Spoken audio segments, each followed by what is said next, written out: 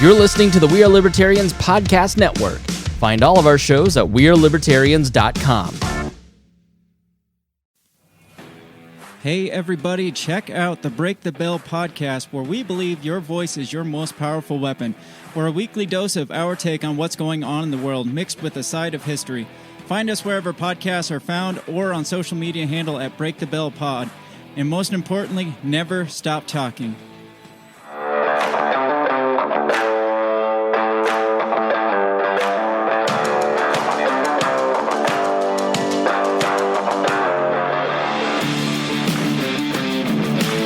Prepare yourself. You're on the run with Remso W. Martinez. Well, you've made it. You didn't think the election would last an extra 6 weeks, but it has. The Electoral College has spoken, and now Joseph Biden is the president-elect. Many of you are all over the place online, over Twitter, Parler, Facebook, constantly going ahead and giving your much asked for wisdom as to where to run away to and how to go ahead and invest your entire Roth IRA into Bitcoin. I don't know about you, but I'm in the camp of say hello to the new boss. It's exactly like the old boss. The question that we're asking today on today's episode of On the Run is this: what should you anticipate in the Biden era economy? Now, I've been kind of out of it. As many of you know, I have just not really watched any of the news recently. If you're hearing this now, then you probably have also gotten the fact that I'm unemployed. So this means for the first time in several years, I really have no dog to root for. I'm at the point now where I'm just really trying to wait and watch how things go and determine my next move. There are things that kind of excite me. There are things that absolutely terrify me. But I certainly know this. It's that whatever I think up in my own mind is usually way more terrible than how things ultimately turn out to be. But then again, for 2020, we can't leave that up to chance. So I want to go ahead and bring on somebody who knows what they're talking about. Economist and writer Mr. Max Gulker is published at the American Institute for Economic Research and the Foundation for Economic Education. Max, big question of the day: how fucked is America 1 month from now versus today? You know, it's funny. I was right before we started talking, I was thinking about it, and of course, this is what you get for having an economist on your show, and asking how should we prepare, what's going to happen. I was thinking that the uncertainty that we're looking at in the next several months is staggering, and it's not will the Dow go up or down uncertainty. It's like, the unknown unknowns that Donald Rumsfeld used to talk about. I think some of this uncertainty may be resolving itself in the fact that we have these vaccines, and no matter where people have been on, the debate about COVID and lockdowns, it does seem like, hopefully, pray to God, we, this is going to wind down over the course of several months. Of course, how would I know that? But I'm largely with you in terms of welcome the new boss. He's exactly like the old boss. Maybe not exactly, and we can talk about a few of those things in a second. But, this is a continuation of the kind of general system that we've had now for decades. And, for people who think that this is some insane lurch to the left, no. The far left of the Democratic Party got pretty well rebuked in the primary. They went for Joe Biden. So this is not some democratic socialist takeover. I think you will see, in terms of macro policy, tax policy, I hope maybe you're a little different, trade policy. Hopefully, some differences emerging, but largely I'm with you. Yeah, I mean, when I look at what's going on now, I really see the past year as much of a kind of a window into what I probably say the first 2-3 years of the Biden administration is going to kind of look like. Right now we're recording this before the Georgia runoff election. I think that the Democrats are going to win Georgia and take a majority in the Senate. They'll keep their majority in the House. But ultimately, they're still going to need to go ahead and coexist with Republicans in both chambers. So regardless as to how Georgia might go, I still see pretty much a gridlock government going forward. With that said, I'm having a lot of flashbacks as to what the first couple of years of Obama were like. Everyone was expecting concentration camps and stuff like that, and just straight up Maoism. And don't get me wrong, I'm not a fan of Obama, but at the same time, what we see is that we're not dealing with ideological people. I mean, Bernie Sanders is not there. Even if he were to get something like labor secretary, which I think in the age of Biden, that's certainly not going to happen. What we're dealing with are the same type of people that like the go along to get along brand of politics. So what you're going to see is a government really much like the last year and a half or so. You're going to continue defense spending. You're going to continue all the other rampant spending. You're going to go ahead and just cram a whole bunch of little things into these massive omnibus bills, which Trump passed all of them, and we're going to say a deal was made. Meanwhile, when you look at state economies, that's where I actually am afraid. I'm in Virginia right now. Yeah, and Virginia is getting remarkably worse. We're calling it East California. I know a lot of people in the actual California that are leaving. And when you look at urban populations throughout the United States, if small businesses weren't being killed by taxes, now they're just being outright slaughtered because they're not allowed to even work anymore. In Maryland right now, they're going ahead and they're actually going to go and ban all indoor dining for the next 30, 60 days. So I see federal government doing what the federal government always does, which is go along to get along. It's when you look at state and city level laws and regulations regarding the economy, I actually see it getting worse because, at least in my opinion, this stopped being about COVID after 2 weeks to flatten the curve. Now this is just them trying to see how much they can get away with. And if they've seen anything, is that they can get away with a lot, and all people will do is bitch online. So do I think we're going to see a giant economic collapse because of Joe Biden? No. But do I see that we're going to get anything more out of it? I can't really say. Yeah. I think you raise a really important point here in that this was a victory for the insiders, right? Now the insiders might be Democrat or Republican, but they're of a certain centrist, don't change that much bent. The irony is, if anybody was an outsider candidate, it was the last guy. It was Donald Trump, and it just unfortunately turned out that the outsider candidate we finally elected was a narcissist who had some, grand story about leading the nation to glory, and all of those unfortunate things. But I think one place where you will see some difference between these men as president is stimulus. You're hearing a lot about the federal government and stimulus as this transition is happening.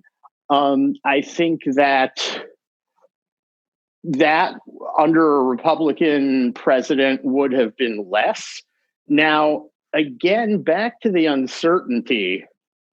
We don't really know what this is. Am I getting another check or not, Max?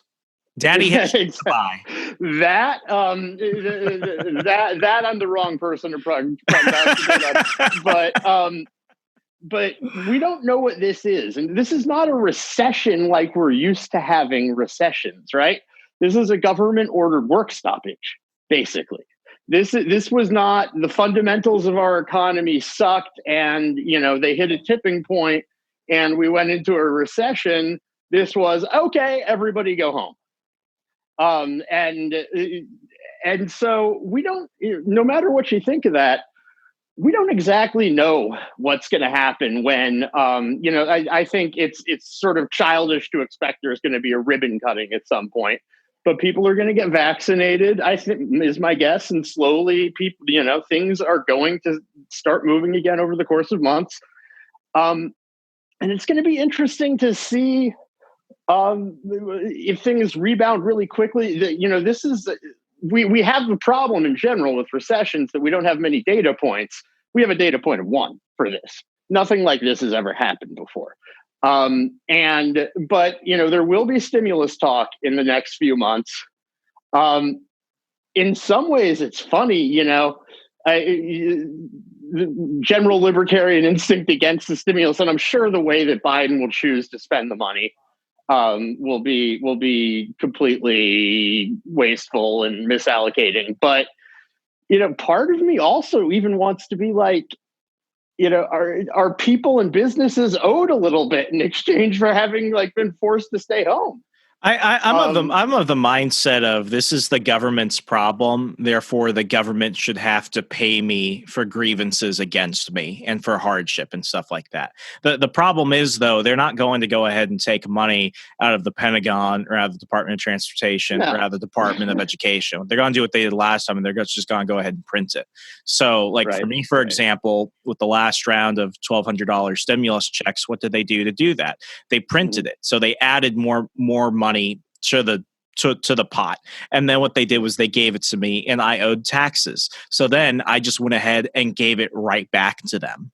So it was almost like this giant self-licking ice cream cone. I felt good because I didn't have to pay taxes. Now I feel like shit because I gave it right back to them, and everything in my bank account is now, 2 or 3% less because of how much we've added to the national debt. We just go ahead and just keep throwing it on there. So they go ahead and they do this, and it's like a giant magic trick. They didn't take the money out of somewhere in order to pay it back, in which, that would have been a feasible way. That's how any other person or business would go ahead and pay off a debt like that or pay a fine like that or something. What they did was they just printed it out of thin air, and they went ahead and did this. Now, I'm not going to go ahead and rage about the sins of central banks and fiat currency. My thing is that's already been done. My thing is, okay, we live with it. How do we go ahead and use it for how it should be best? And then that's a very dangerous thing to say too, because what I deem as best is very different than to what, let's say a Paul Krugman might say is best. He'll probably just say, keep printing. So it seems like, anything they do will just go ahead and just add to the pot. And then we'll just go ahead and end up spending that money because Americans don't save money as is. They don't even use it to pay down debt when they go ahead and get this money. Most people spent it on booze and other shit when it happened a few months ago. I think, there's kind of 2 levels that the debate about spending and debt get held at. And one of them would be this kind of highfalutin macro finance economics kind of debate that I will admit I'm not even a part of. I'm an applied microeconomist. I like thinking about markets and antitrust and competition and then, poverty and education, all that stuff.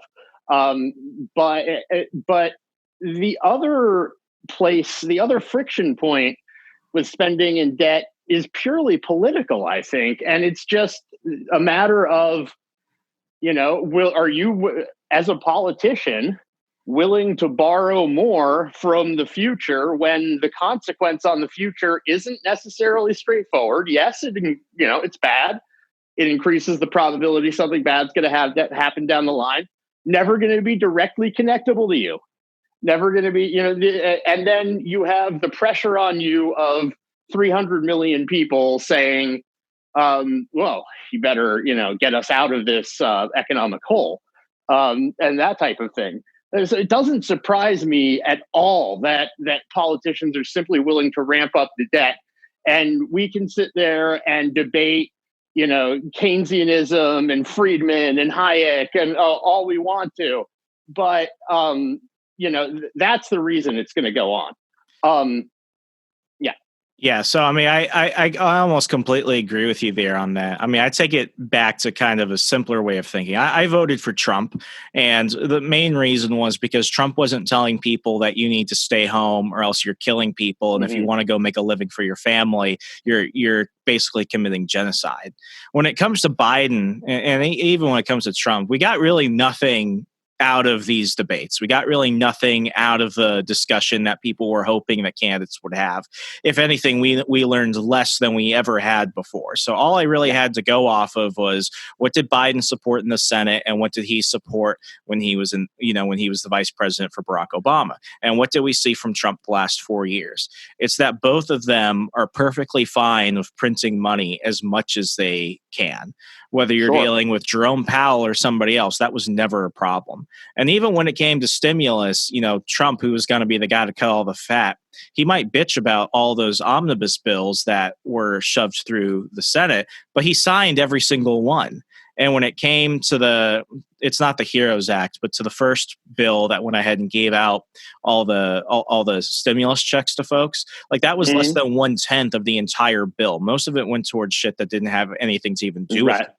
So when I look at Biden, and when I think of him in contrast to Trump, neither of them are really remotely ideological. Neither of them really have grand plans for how they want to fix solutions. What they care about are daily opinion polls. And if Biden's going to go ahead and pass a bill that he thinks might push him above 50% in an opinion poll, that's the exact same thing Trump would have done. They want to save themselves today, and they don't really care about tomorrow. So when it comes to that, it doesn't really hurt my head. Does it hurt my wallet, and does it hurt the future? Absolutely. Does it give me something else to freak out about? No, because it's just a continuation. And I can't say that Trump would have done anything different if he had been a lame duck president. Right. And this is why we have to, and I think, I've said at times, and this may be slightly overly dramatic, but I'll mostly stand by it. It seems sometimes like libertarians spend 90% of the time thinking and talking about the government, and 10% thinking and talking about what they can do instead of the government. And it should maybe be the other way around. Yeah. And so I think one thing you brought up, that this is at least a functional segue into, is Bitcoin. And I've actually been looking kind of at a little bit of data on the price of Bitcoin the last few days. And of course, there's tons and tons of excitement because it's gone up. And, first of all, anybody who says, should I put all my money into Bitcoin or pretty much anything else, is either a charlatan or somebody who's convinced themselves of a fantasy tale.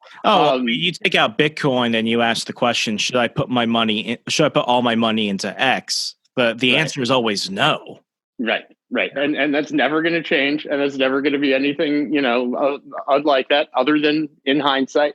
But, one interesting thing is this kind of rally in Bitcoin in the last couple of months does seem an awful lot like a hedge. Against sort of bad governance and the current system in a similar way to gold. Gold has gone up 22% this year. I think as of a few days ago, Bitcoin has gone up like 200% because it's Bitcoin. So it's just that much more volatile than everything else, which is, and so, that's interesting. And I think probably there's more work and more thinking probably has been done and will be done about, if investors are treating Bitcoin as something serious like that. Now, the fact that it's gone up in value doesn't have anything to do with the probability that it's going to replace the dollar, which it's not. But even my thinking is always positive probability, right? A high price doesn't necessarily mean a change in the global order. And so, I kind of got into thinking and writing about Bitcoin kind of late in the game, and it's been an interesting anthropological experience. Let's say that, just watching people kind of deal with these ups and downs over the last few years.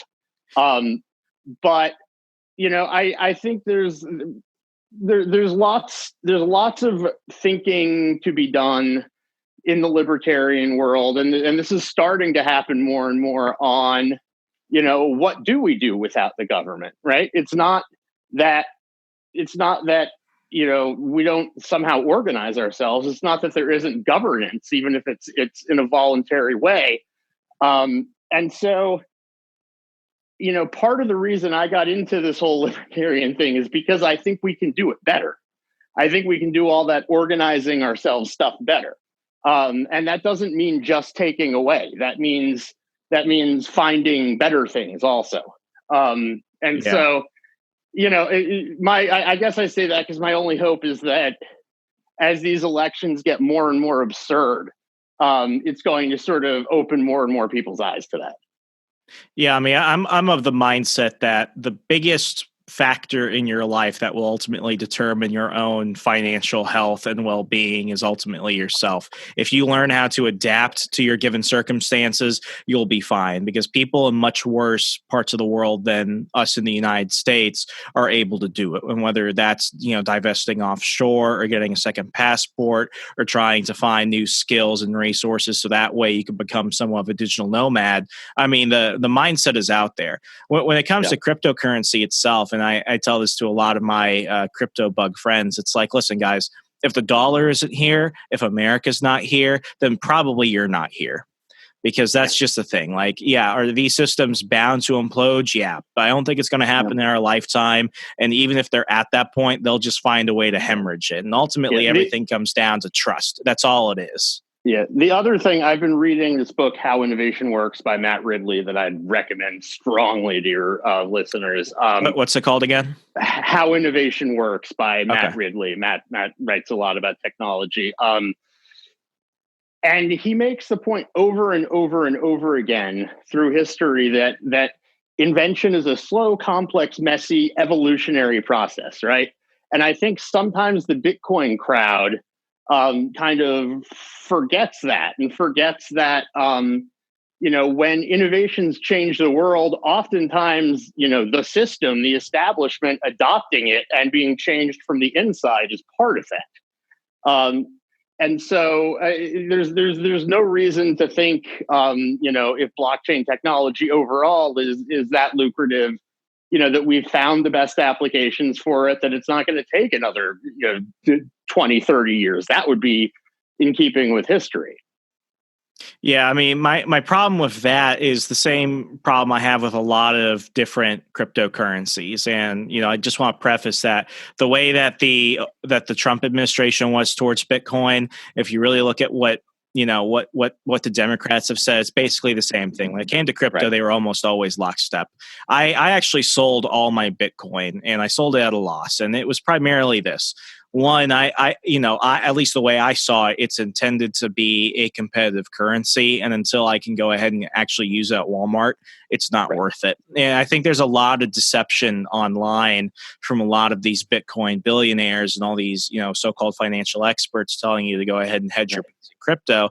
Because the thing is, you have a lot of the consumer class in America, your workers, and then your folks in the middle income range that are trying to figure out how they can just get that extra step. I mean, the truth is, if you look at any of these people, almost none of them actually got rich through crypto. The thing is, they had jobs with good, reliable salaries. They saved and invested smartly. They had multiple streams of residual income coming in. So that way they could go ahead and get into either Bitcoin mining or just start buying Bitcoin on a regular monthly basis. And it was nothing but burn money. They weren't hedging their entire livelihoods on that. And I think that's the big issue. I mean, I got into crypto in 2018. I bought Bitcoin Cash, Ethereum, Litecoin, and I was all ready to go ahead and start spending it. And are there online marketplaces where I can? Yeah, I mean, you could even do it on Overstock. I think you still can. But, I don't think we're at the point where even your most, even your person that's up to date with a lot of what's going on in the finance world is still that literate when it comes to this stuff.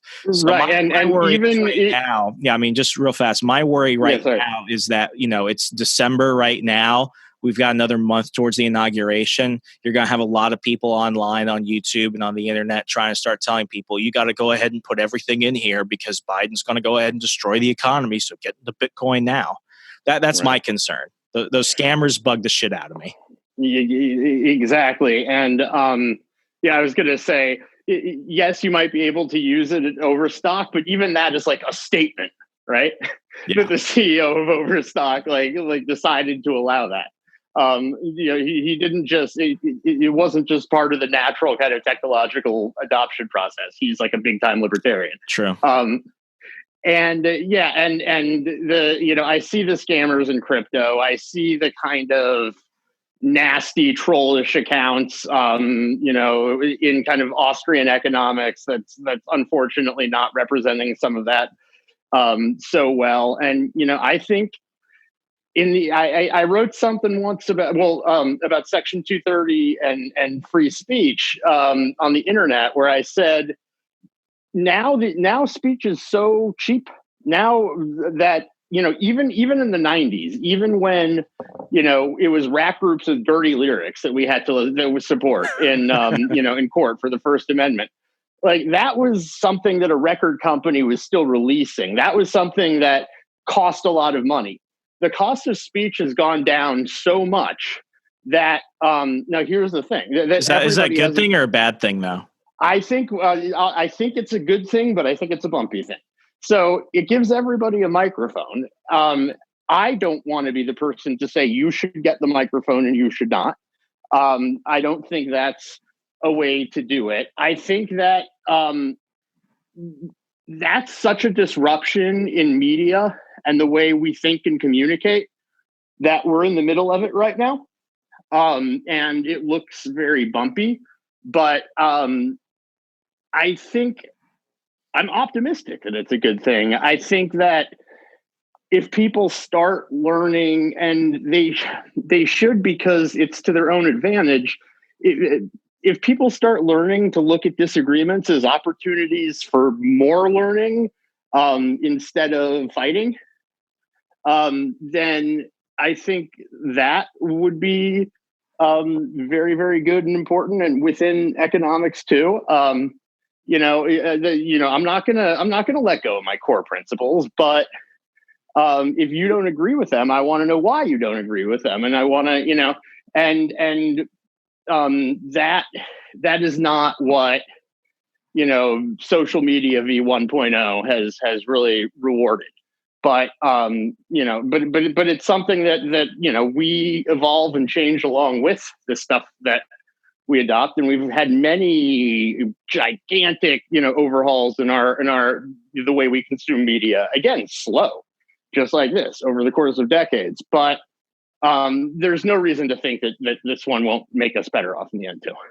Yeah, I mean, I think it's interesting you bring up civil discourse and the ability for people to talk to each other. I see a lot of the negatives going into 2021, less based off actual politics and policy and more based off culture.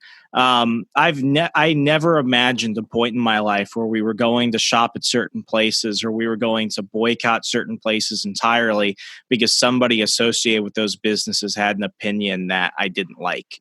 And I think I brought this story before. When I was doing political consulting, I was working for somebody in New Hampshire, and as I was passing out leaflets or some shit like that, some guy who would have otherwise voted for my candidate said he wouldn't because I was wearing a Nike jacket and Nike hates America. And now, depending on which way the wind blows, you've got a lot of conservative Christians in the United States that either want to go ahead and hold up Chick-fil-A to this place of almost godhood, or they're going to go ahead and boycott it because one person said something they didn't like. And it's almost like this is almost worse because, the government can do a lot to harm a business, to harm an economy. We've seen it not only the past year, but we see it throughout history. They're totally doing it. Now we're at the point where we're willing to go ahead and just completely sabotage each other. And it's like, listen, folks, I do not go to Starbucks for coffee because I don't like what somebody at Starbucks said about, conservatives or whatever. I don't like it because I think their coffee's shit. And that should be how it is. Now we're at the point where it's almost like the consumers are going to willingly destroy other businesses because of something somebody said online. So I think that all speaks to, if people thought it was too kind of head in the clouds theoretical when I was talking about voluntary governance and all of that, think about it this way.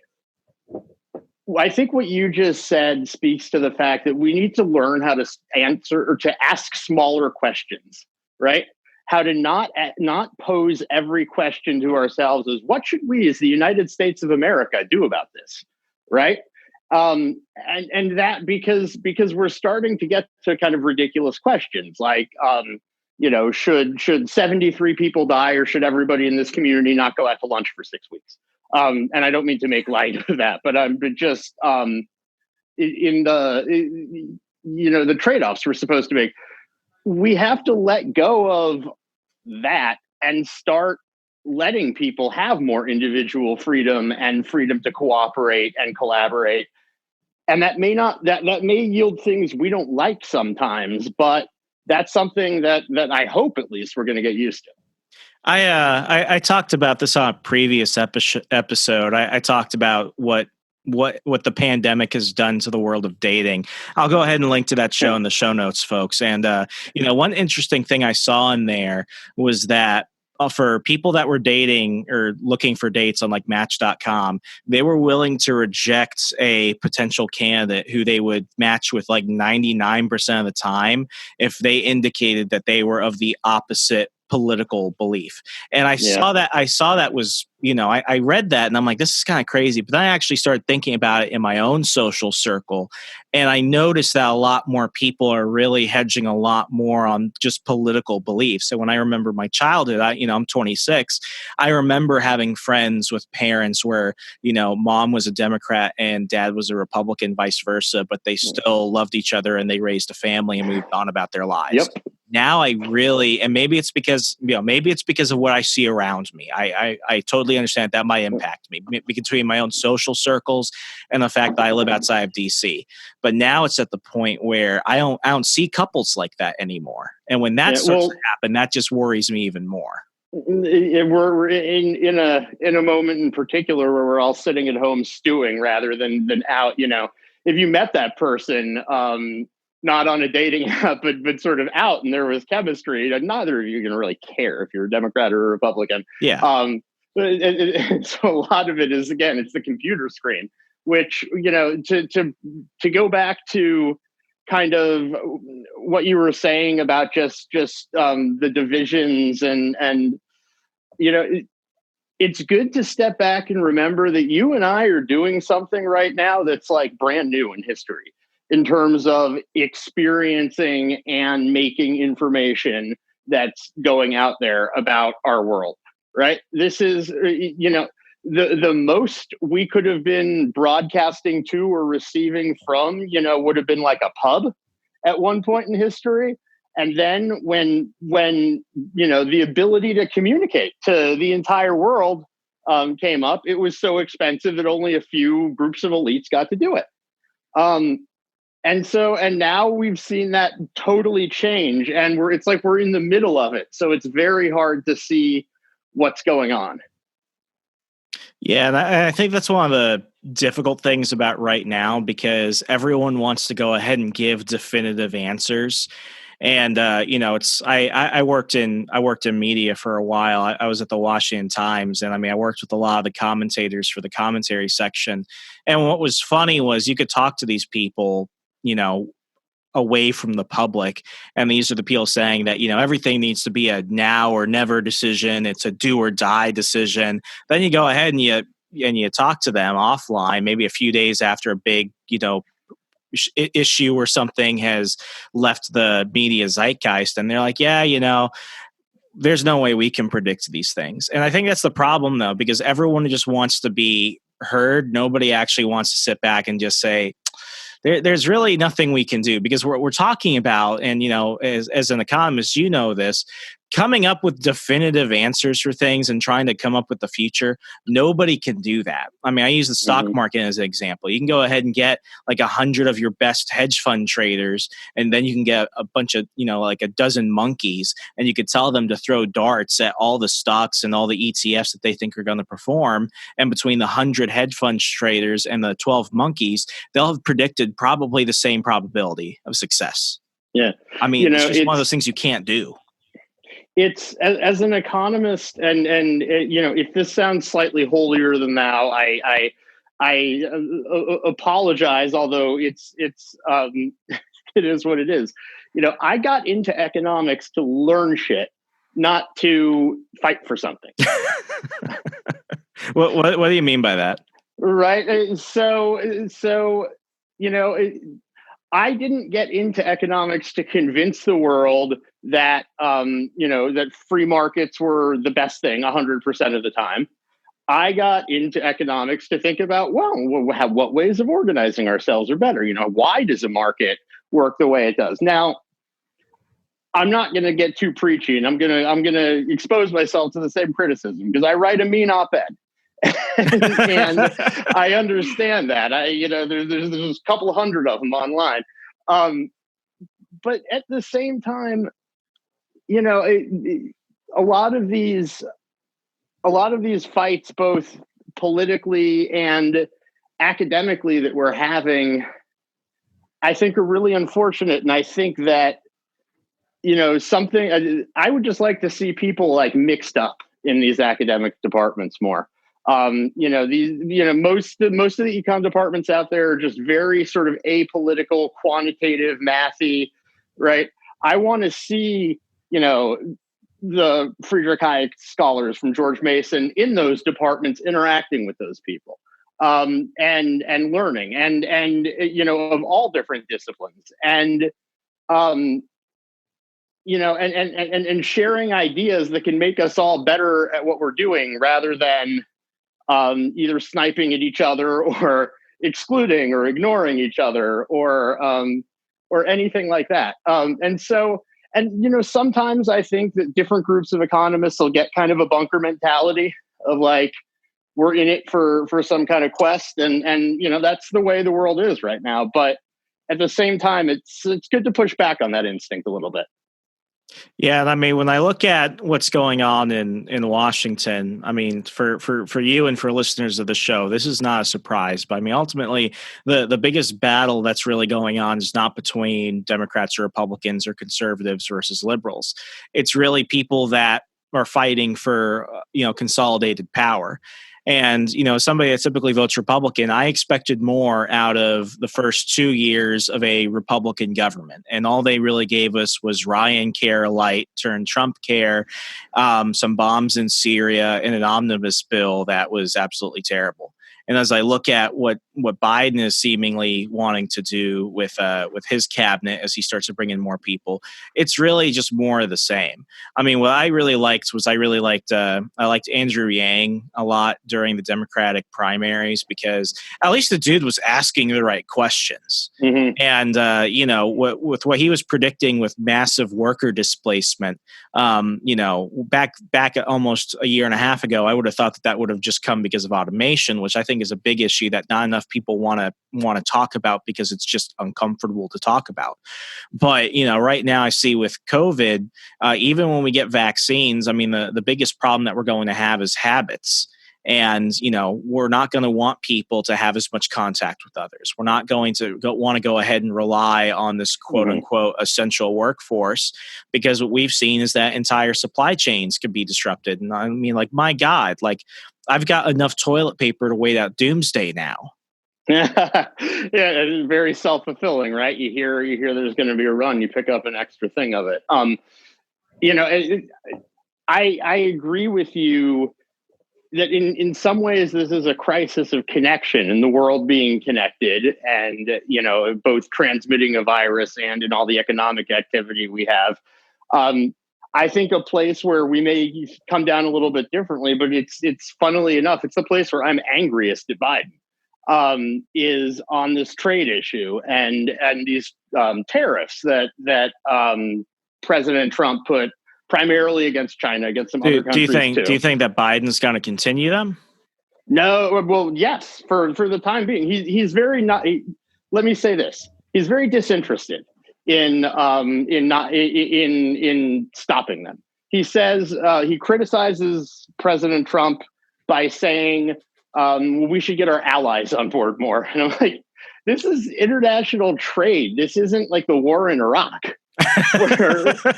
where we're getting their allies on board. And what I would say to people is, it's really easy to start thinking about the US and China trading. And then we step back and we realize there is no US and there is no China. It's just thousands and millions of people and businesses doing business with each other, like it is in, New York and California. And it's very easy for us to assume this kind of chess match kind of mode for looking at it and forget that it's all of these transactions that are happening. And I think Trump was the worst at that because he had, this sort of boardroom kind of self, narrative that he could kind of stare down anybody. Now, one example of it, and these aren't easy questions, is when they say China's pirating our intellectual property. Okay, well, that actually, does that mean China's pirating our intellectual property? No. Some people in China are pirating our intellectual property. Now, is the government of China doing enough to stop them from doing it? Well, I don't know. Maybe they are, maybe they aren't. So I've got a funny story. Yeah, so I've got a funny story on that, though. I've had kind of a shift in terms of my view of tariffs. And it's not that I suddenly think that tariffs are a great thing. I think that tariffs are bad. But my thing is, I think for a lot of libertarians, we tend to think that the world understands certain things, or if they don't, we just have to go ahead and educate them more. And my thing with China, having witnessed it, is that it's not that we need to lecture China on the ethics of capitalism and the ethics of free trade. They know it better than most people might think they do. I mean, they're not stupid. They just don't care.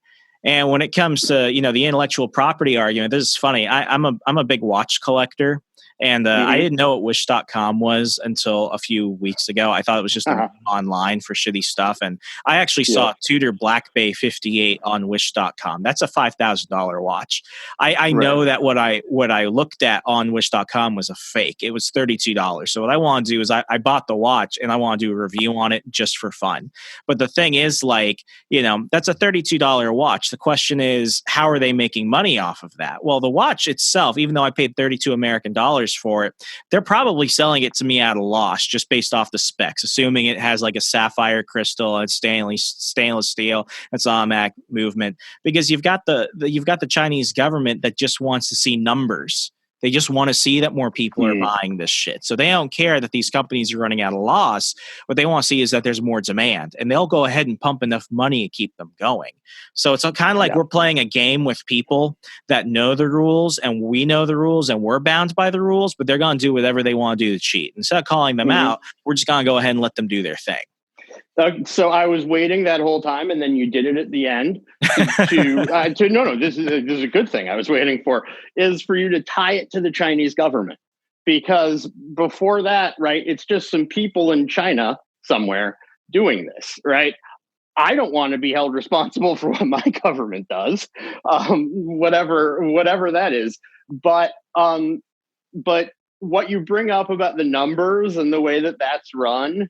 And of course, it's hard to tie that back to some specific piracy operation or something. But that is an important point. And it was several years ago now, but there was a great Planet Money NPR podcast. I like them sometimes. I disagree with them other times. But always pretty interesting, where they basically went and looked at sort of China's GDP numbers and that sort of thing. And it's not that there's a national GDP number that the Chinese government knows, and then it's lying and saying it's higher to the world. They don't know what the number is. Right? I don't know if I should be impressed or horrified. Provinces and states have inflated what they're doing. Wait, so you're telling me that they're lying to each other? They're lying to themselves? Well, yeah, they're right. So even think if at level 1 everybody's lying, then level 2 doesn't really know. And who knows? Probably drill down, and this gets to like specific businesses inflating their numbers. And my God, it's so, which is why people have tried to use things like electricity consumption data and like light data from the night sky to judge Chinese growth. But look, I think what you say is important in the sense that we live in the world we live in, and maybe with trade, I don't know, but maybe with trade, I'm apt sometimes to kind of idealize a little bit more, whereas in other places, I'll say the government's not going away and that sort of thing. but that's definitely important to remember. Yeah, no, I mean, I didn't know that about about GDP in China. That's a new fact to me. And honestly, I can't tell if I'm horrified because of that or I should feel better because they don't know. And I mean, well, so remember the takeaway from that is also China isn't like one guy or a couple of guys. China's a lot of people, right? And the government's a lot of people too, probably with warring camps that are, all trying to, look at our government. Theirs may not be on Twitter and on CNN, but there's stuff going on there that I'm sure is at least as untenable and intractable as it is here. And sometimes, far away, we forget those things. Yeah, I worked after college. Like I'd come out with a book. I had done political consulting. And at one point I was really down in my life and I ended up working a blue collar job. I was a mall cop and then I was a GameStop cashier. And I think that was one of those moments in my life where it was just really important for me to just kind of not talk and just listen, because no one cares about how many degrees you have when they're asking for you to pull out the right video game. Right. And, the frustrations that I heard from a lot of people, and I don't think people give me a strange look when I say this. I say that, if you identify as a Democrat or Republican, you're really not, because the only people who those titles really freaking matter to are politicians. Because when you actually look at people and you take them issue by issue, they're probably a bit more fluid when it comes to stuff, and they're willing to change their mind more to certain things than they would probably give themselves credit for. Mm-hmm. And I think regardless as to what we're afraid of when one party takes control or when another party takes control or when one person wins, another person loses, isn't that we're just hoping they'll do the worst parts of that. I think half the time we're expecting them to be more economically and financially literate than us. Because if I've learned anything just listening to regular politically apathetic people, it's that across the board, no one really has a basic, elementary understanding of how things actually work. And I think if they're incapable of doing that, and I know for a fact that a lot of these politicians are just as freaking incapable. I mean, AOC, to her credit, she's got a master's in economics, but she's dumb as shit when it actually comes to trying to put it out in policy. That doesn't fill me with a lot of confidence. I think half the time it's just worrying that people aren't dumb enough to make the wrong decisions. The line blurs, and it's probably true on both sides, between politicians and their electorate, right? Because it's very politically advantageous, at least in the short run, for Bernie Sanders to say the billionaires did this, or Elizabeth Warren to say, the billionaires. And because, if we see a corporation and it did something bad, then our human nature and our, desire for cause and effect wants to say, well, somebody must have done a bad thing, right? And so that ends up sounding very common sense to people, whereas, and I understand that this is a big ask, treating government and corporations and all the ways that we interact with each other as, big, complex groups and networks and things. That's why we come up with all these wrong answers, is because we want to, put very simple stories over some of these things. But at the same time, it's up to, me as an economist to figure out how to help people understand that. If there's one thing you'll say that going forward, you hope we've learned just about how we handle pandemics. And, obviously, I don't think anybody, even your most strident lockdown people, will ever say that, shutting down the entire American economy at a single moment is a smart idea. Do you think that there's any positives to come out of this? Because, COVID was real. And I think that a lot of people would rather say that we overreacted than we underreacted. And when you look at just, the non-COVID side of things, the number of people that are bankrupt, unemployed, the number of people that lost their business, the number of people that have killed themselves. And I think the suicide numbers will not come out for a while, because it's just in my gut. I think the suicide numbers are high. And just the past year, I know 4 people who have killed themselves. And I don't think Trump wants it out, and I certainly don't think Biden, who was the lockdown king, wants those numbers out. So I think everyone, for their own mutual assurance, does not want the suicide numbers out. But I mean, are there any positives that come out of this? Because as I look at the situation, I see they've seen how much they can get away with. They see how much they can push people, and they might do it again. But are there any positives overall? So I'll tell you what I'll give you something I think that this debate has been missing, that it would be positive if we could get, and then I'll tell you what my concern is. I think I said on Twitter a couple of weeks ago, and this sounds like a really wonky economist thing to say, but it's really a simple point. And I'll explain it, is that the biggest thing missing from all our discussions and our arguments and our policy about COVID is heterogeneity. Okay, pretend I'm stupid. Yeah. What is that? Differences between people. Got it. In every way conceivable. Just that people are different. Right? And I'll give you 2 quick examples. One that, we didn't seem that interested in doing extra things to show people in low-income housing how to, maybe take extra precautions. We saw that transmission was really bad in low-income housing, and the people that wrote articles about that said, well, we'll have to design more equitable cities in the future. Like, those people don't have time for you to design an equitable solution, right? They should be helped and, engaged where they are. Similarly, I think the just general closure of business and then the opening of, the little diagrams where you're in phase 1 and you can open on this day and then you can open 12 days later and that sort of thing, that messes with a very complex ecosystem that local businesses can be together. And I think maybe putting more control in the individual's hands about saying, okay, limit the amount you go out and then let businesses open and close accordingly, I think could have saved a lot of pain without much cost in terms of transmission. Of course, I don't know. What I'm concerned about is that now our eye has gotten fixed on these viruses, right? Now we're better at seeing them than we were even a year ago. And we were already, you remember in the news, there were already viruses. There's bird flu and H1N1. And right, I'm worried that every year we're going to see something now and we're going to say, oh, we have to, and there's going to be a freak out. Or like COVID, the sequel.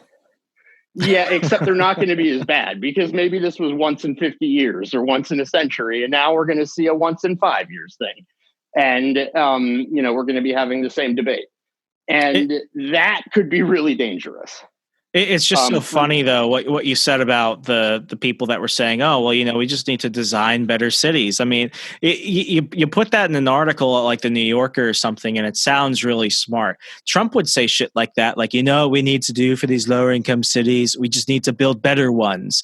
And it's stupid. Yeah. They say it, and they get in an article, and it's like, wow, that's something that's really worth doing. I think the big thing, and I think, I think you may agree with this, is the fact that, from what I've been gathering off of everything you've said, the problem is the world is far too complex and major economies are far too complex for any central person or power to have full control over. And as simple as that might sound to us, that is realistically a very revolutionary and radical thing for a majority of Americans. Exactly. And we need to figure out how to put that into practice more. In practical reality rather than just in theory. And I don't pretend that's not a very hard thing. So hopefully that's a challenge that I can work on and have some help with. Well, so somebody's got to do the work. Max, thank you so much. I've learned a lot from this. I know the listeners have learned a lot with this. If anyone wants to follow your work, keep up with everything you do, how could they do so? I think the best way right now is for Twitter. And I'm Max G, as in Gulker. So Max G _econ. And maybe you can put that in the show notes or something. Yep, absolutely. Folks, if you want to go ahead and follow Max on Twitter, I'll make sure to include everything in the show notes today. Everything else, he's got some articles that I read before the show that gave me some insight. I'm also going to include those in the show notes. And as always, please, it costs you nothing, but it means everything to me. A 5-star rating and review on iTunes goes a long way, gets this message out there, keeps the show going. As always, thank you so much again. You can follow me across the internet, Hey Remso, on Parler at Remso, REMSO. Be good, take care, and I'll talk to you later in the week. Good night.